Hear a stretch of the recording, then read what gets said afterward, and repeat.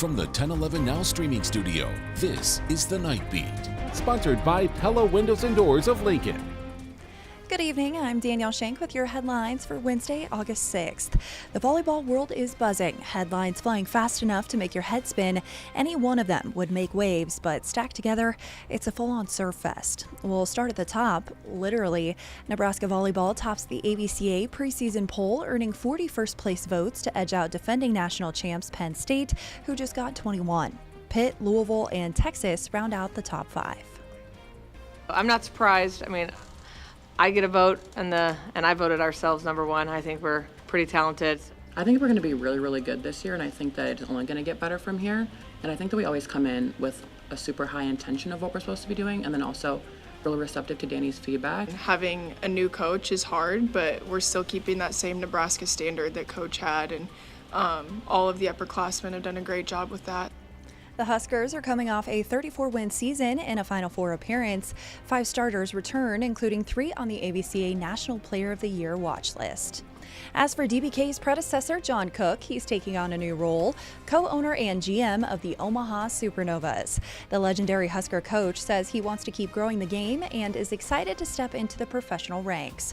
His Nebraska Public Media special, The Last Ride with John Cook, airs Sunday at 7 p.m. The Supernovas will join Major League Volleyball in 2026 following a merger with the Pro Volleyball Federation, announced just yesterday. U.S. Olympic gold medalist Lucas Slabe takes over as head coach. He's been an assistant coach with the U.S. men's national team since 2024. That's the same year Laura Bird-Coon took over as the Novas coach. She says she's now pursuing other leadership opportunities. And Nebraska's League One volleyball franchise has a new name and new ownership group. 4-time Olympic medalist Jordan Larson is now a part owner of the team alongside J.E. Dunn Construction. The rebranded Love Nebraska just wrapped up its inaugural season and is aiming to represent the entire state, not just Omaha. Being able to encompass the whole state and really have them feel like this is their team, I think can only, I think create more excitement and people just want to be a part of it. I'm just really excited to just really take in the entire state. It feels very wholesome and authentic as well. Larson plans to keep playing for the team while helping lead from the top. Former Creighton coach Kirsten Bernthal Booth is also serving as president of business operations.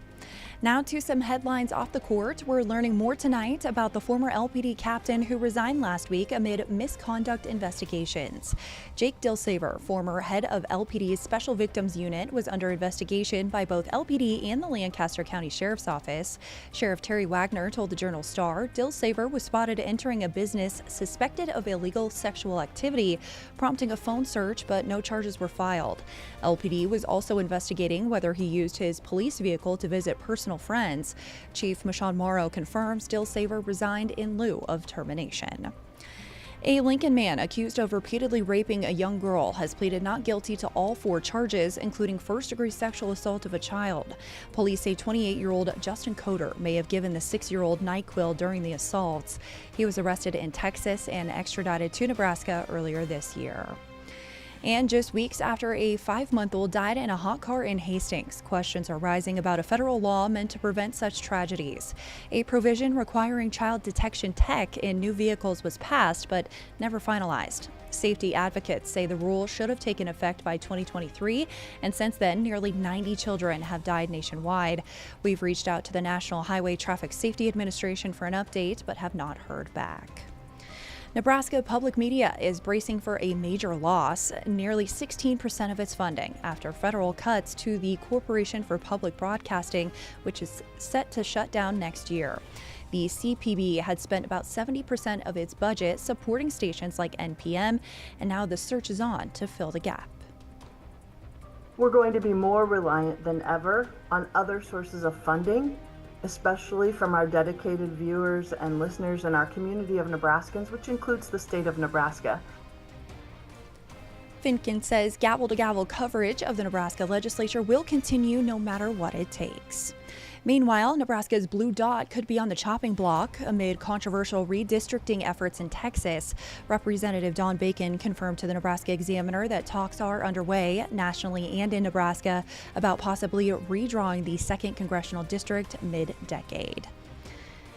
And Nebraska's first congressional district has a challenger for Representative Mike Flood. Lincoln Democrat Eric Moyer. Party Chair Jane Klebb announced his campaign this afternoon. Rounding out your night beat is a check of the 7-day forecast.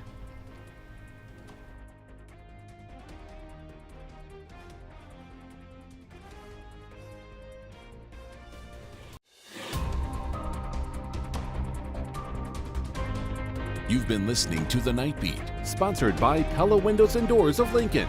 Watch, listen, and stream on the 1011 app on YouTube or wherever you get your podcasts.